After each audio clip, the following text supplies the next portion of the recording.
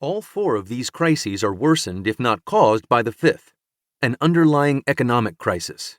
That is the argument of this book. The economic crisis is the existence of too many jobs with low wages, no benefits, and bad conditions in present-day America. America's bipartisan elite has its own preferred solution to the problem of too many low-paying jobs. Learn to code.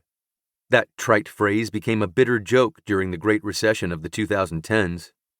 For a generation, journalists and opinion columnists at elite media outlets, informed by the conventional wisdom among academic economists, had condescendingly told laid-off automobile workers in the Midwest and other struggling American workers that instead of complaining that their jobs had been offshored to low-wage workers in Mexico or China, they should move to Silicon Valley and learn to code. As waves of layoffs swept through the media industry, journalists who announced on their personal Twitter accounts that they had lost their jobs found themselves mocked by critics who told them, "Learn to code."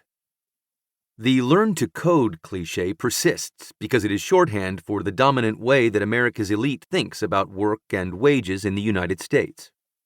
According to the simple-minded version of economics that is all that most policymakers and pundits know, in the private sector, the labor market automatically sets the wages of all workers depending on their productivity, which in turn depends on their skills.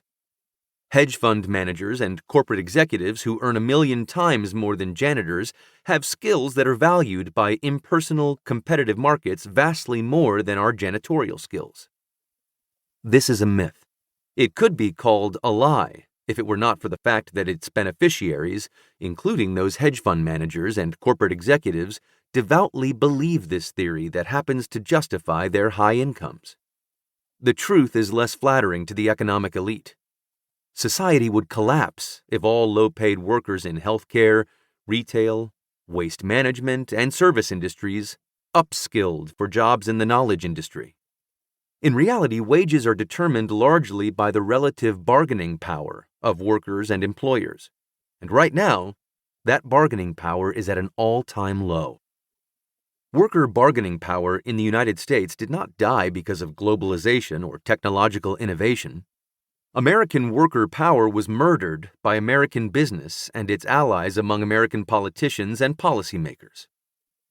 The strategy of American business, encouraged by neoliberal Democrats and libertarian conservative Republicans alike since the 1970s, has been to lower labor costs in the United States, not by substituting labor-saving technology for workers, but by schemes of labor arbitrage.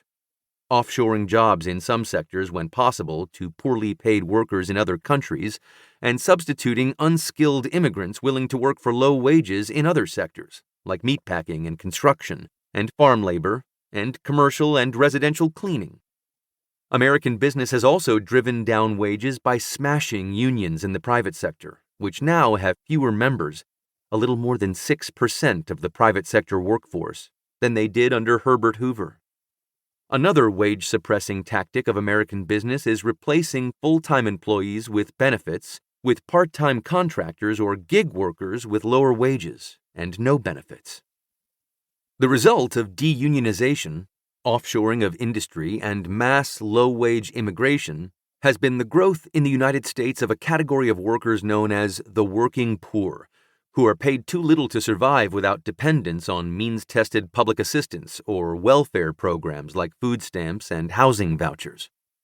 Perversely, these welfare programs, including the Earned Income Tax Credit, EITC, a wage subsidy for the working poor, indirectly encourage employers in sweatshop sectors like retail to pay low wages. Why not pay low wages as long as the taxpayers guarantee that low-wage workers and their children will not starve? This explains why the United States, which has lost much of its manufacturing to China and other countries, remains a world leader in one area: creating bad jobs with low wages and inadequate hours and no union representation.